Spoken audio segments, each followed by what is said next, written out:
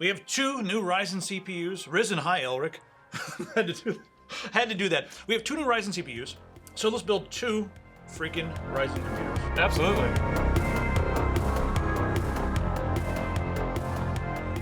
All right, so first off, the two CPUs out of the bat, who are they going to be for? What do you think? Well, two of them. Okay, so the quad core is the 1500X. You got quad cores, 8 threads.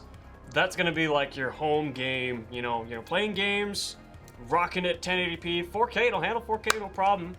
And then we got the 6 core, the 1600X is going to be your sort of midline prosumer. You remember where the 5820K sat from Intel? That's where it's hitting, right there in the middle of that.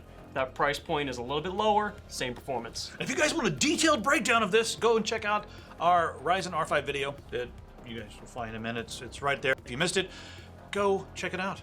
We'll wait for you to go click on it and come back. We'll be here for 5 minutes just waiting. All right, so anyway, let's go through these two systems. They're very similar, and the idea here is we're going to throw both of these systems at you, and we're going to build two systems, but really you can take any of these parts and put them into any of the two systems you like and make a really nice system.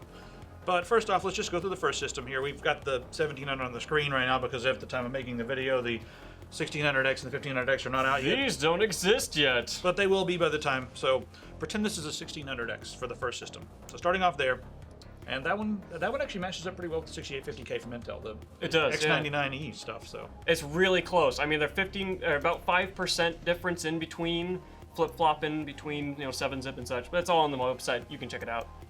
Yep, now for the motherboard on the first one, we've got the Asus B350 Plus. It's the Prime B350 Plus. Yep. Now, when we first got this, it was crashing a lot, but they quickly updated the EFI. Maybe some of these guys need to update their EFI. They sent us 3 EFI updates in a week. These guys are on top of it. So that's what it really needed to be stable. At first it was crashing a lot of games, now it's running just fine. And you get a ton of features for $100. I mean, everything M.2, USB 3.1. You may be sacrificing a couple features that you would get with the X370 or whatever, but if you're only going to be using one GPU, if you're not going to be going crazy with bells and whistles, it'll be just as fast for just raw performance. And overclocks like a beast. It's almost the exact same UEFI settings as the Crosshair 6. It's totally loaded out. Nice. Guile. Dun, dun, dun, dun, dun, dun. Every time I say Guile memory, I always get the freaking song stuck in my head all day long. Guile Evo X, 16 gigabytes. We got 2 8 gig sticks in there. This thing glows a little bit. It does, yeah. It lights up a little bit. Very fancy looking. There's RGB, I believe it is too. It comes with little cables. You can plug it in. Very fast. Works incredibly well on all the Ryzen systems we've used it on. Both the Gigabyte board and the Asus board. We'll come back to the Gigabyte board in a second. Yeah. So that's that. Now moving right along, we've got one of these recommended for both systems because right now the price for the 128 gigabyte SP600, that's their Premiere whatever drive, I don't know. Just this thing is, I guess, endorsed for video editing, but whatever. It's just a fast, decent SSD. It's not as fast as some of the Ryzen stuff out there, but it's quick. It's quick, and it's still like over 500 megabytes on the read and the write, and 128 gigabytes for like $55. Yeah. Hell yeah. I bought one of these for my dad's machine 3 years ago. It's still going. They're solid. Yeah, I grabbed that for OS any day. And then I should go to storage, but we'll come back to the regular hard drive later. This one is slightly lower end, I guess, 1500X, 600X, whatever. Yeah. Two different graphics card recommendations. This is the 1060. 1060? 1060. It's so little and sexy. It's the 1060. Dress it up, a little dress there, give it some little booties. Little bow tie. Oh god, now EVGA now needs to make the 1060. It's so fast. It's sexy. It's the 1060. Anyway, the 3 gigabyte version is really inexpensive right now at a couple $100. It is, and it's a good card for 1080p. And if you're buying the 1500X, you're pinching some pennies here and there, and you want to get a system under $1,000, it's a wonderful thing to throw in there with it. If you want to get the 1070, you got a couple $100 to throw around. You can get the 1070, and everything's good for you for 1440p, even 4K if you turn down some of the AA. I also will endorse the 480, the AMD 480X. Hell of a card, and they're also around the same price. So what I would do if I were you right now, if you really want to play a bunch of different games, go check out, look at some of the benchmarks on the games you want to play the most, because it's going to be similar in performance to the 1060, but maybe a slight edge to the 1060 in a lot of games. So, but 3 gigabytes of memory, who knows? All right, moving right along. The case is not this one for the first the build. It's going to be the BitPhoenix Mid Tower. You guys are seeing that on the screen right now. This is which one is this? The Nova. Nova. Yes. Yeah, the BitPhoenix Nova. And we picked this case out simply because it's cheap and it has a lot of features. It's extremely easy to build in. You'll see more of that. It comes in 2 colors, black and white, whichever one you want, and it has a nice little window on the side. Yeah, this is going to be something we'll probably recommend quite a few times because of the price point, and it's sleek and you can do a lot with it.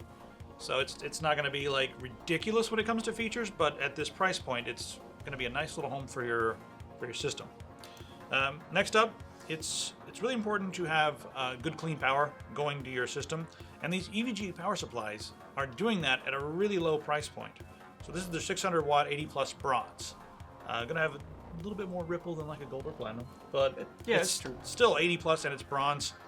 And 600 watts is way more than you're gonna need with this system. These systems, when tested, draw like just under 400 watts. Even with the 1070 and the 1600X, you start overclocking, you're gonna draw a little bit higher, but you're never gonna get over the efficiency rating of these power supplies. So anyway, pretend this is a 1600X on the screen right now, but yeah, we got the 1700, 1700X. We've looked at those before. Now we got 1600, 1500. You guys can pick the one that you like. If you want, there's more too many cores, numbers. Yeah, if you want more cores, then get the 1600. If you want fewer cores, then get the 1500. So that's pretty much it. But you go watch our AMD Ryzen R5 video. If you go watch that video, you'll see they're both pretty close in gaming. A couple FPS here and there on the maximums, but they're pretty much dead even on the minimums.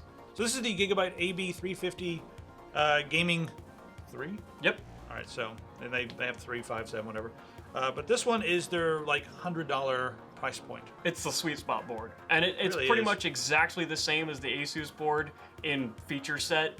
And it's almost like they got together in a conference room and copied each other's designs over their shoulders. It's incredible. Yeah, they're similar both bells amazing. and whistles. Yeah. Yeah, they're both amazing. I've had plenty of time to test with both of them, and honestly, there's no reason to get X370 over these unless you absolutely want SLI or Crossfire. So we threw these in there. $100 is perfect. Yeah, it's a really good starting point. As far as the RAM goes, the guile was good, but also take a look at the G-Skill Trident Z memory. Good overclocker. If you want something possibly a more sleek look. It's got a different look, yeah, and it comes in different flavors as well. I think there's some that come in red and blue, and this one's white. Up here, the red one. I'll pop that one open. Yeah, and they're good looking, and they're really, really well heat sinked. You know, they get a little warm when you start enabling XMP. By the way, both of those boards, both B350 boards, support XMP out of the box. Oh, and they work up to 3200 as the maximum setting, so you have no problem getting these RAM sticks to work. And everyone is really freaking out because for the first time in the history of the universe, RAM speed seems to be affecting benchmarks a little. A lot. So, yeah, it's good stuff. all right, now this is the 1070 that we're going to recommend. It's the MSI. Here we go. Take a look at this. You know it's gaming because the color scheme, obviously, right there. And it says gaming in all caps on the back. Does it really? Yeah, on the Oh, yeah, the sure sticker. does. Yeah, gaming series, yeah. So, but anyway, the 1070 right now, thanks to all the different price drops, is around $400, and you're gonna get a hell of a lot of performance. Even 4K will do just fine with most games on this one. Just turn down your freaking filters, man. You don't need anti-aliasing all the way up. You don't need 16 times anti-aliasing on Hairworks. I mean, come on, just turn it down a little bit and you'll get plenty of good frame rates.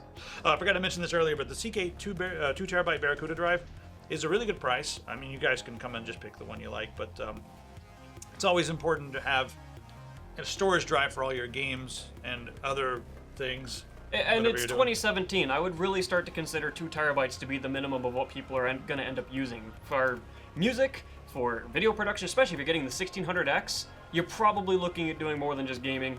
You need the extra space. Yeah, and 4 terabytes is also relatively inexpensive here. It's like $40 or $50 more. It's totally worth it if you absolutely need that space. And then, of course, we're just going to throw one of these in, the ADATA SP600. Throw one of those SSDs in there because they're so cheap and they're a great primary drive. If you've got a little bit more money, of course, you can get an M.2, and that is going to be quite a bit faster. Like grab one of the Samsungs, NVMe all the way, and a lot of you guys know about those, but that's putting it into a different price point. We're trying to keep it, in the 1200, 800 price point, somewhere in that range. So, all right, and for this one, beautiful case here, $25 more expensive for this case. But it has a nice aesthetic and NZXT build quality. Good window on the side. And one thing I love about this is they actually shielded out the bottom section where all your power supply and cables are going to go with the window on the side. So it's got a nice cavernous interior. Yeah, well, the side panel, the window just is completely open all the way around. So other than that little cutoff there that keeps the power supply all tight. That's exactly how I feel about this. Oh my god. I feel like we're on QVC doing like something like... So I should fall off a ladder. That'll be like good QVC television right now. Isn't that how you make it big on the caffeine will help this roll. You hurt yourself with an unbreakable knife too. Oh man, boy, that hurt. Anyway, moving right along here, we've got another EVGA power supply in there, just because the price to performance ratio is really good. And check it out, if you want a little bit more, the 700 watt is only $59. Yeah. What's 750? I don't even. You don't need that though. I mean, again, if you want to get if you want to go completely off spec, we're just suggesting what we want in this price range. But if you want to go way off spec and do multi GPU, you can get X370, and you might need a 700 watt power supply for that. But Pascal's super efficient. Polaris is super efficient, and these Ryzen chips are super efficient. Yeah. There's really no need for a 700 watt power supply. Now, we usually do not recommend an operating system, but people call us out all the time like, you didn't include the $100 for the OS. So if you're going to be using Windows, right here it is, just 64-bit, make sure you get that one if you're going to get Windows. Now, you can take that off if you're going to be gaming on Linux. The new version of Ubuntu is coming out really soon with GNOME, and a lot of games do support Linux. And either way you want to go. So take $100 off if you're not going to use Windows or if you already have a copy of it. But if you need a copy, right there it is. Make sure you get 64. Yeah, and it's super easy as well to sort of mix and match these two price listings we've set apart too. If you want to take the Windows 10 license off of the $800 system and use that money that you now have to get the 1070 or get another RX 480 or something, I don't know. Or just buy some, games on like the GOG sale or the Steam sale. Get some games, yeah, absolutely. For real. Get a bunch of games. Just run Linux. Great. Sure. It's totally up to you. We're just setting these out as like, can you hit $800? Yes. Can you hit $1,200? Yes. Absolutely. It's super easy to do, and you even get an amazing PC out of it. So in your happy little world, you can paint the system that you've always dreamed of. There's some links over here. You should click on them. Also, we have some new t-shirts. Guys, this whole Doug and Planty thing is out of control. And we want to know what you think. Would Doug destroy Planty in a fight? I think so. But maybe you think Jay and Planty would win. So we got a new t-shirt for that coming out really soon. So check that out as well. Everything's over there in the store. See you guys later. Watch Josh's video on the Ryzen, guys. See ya.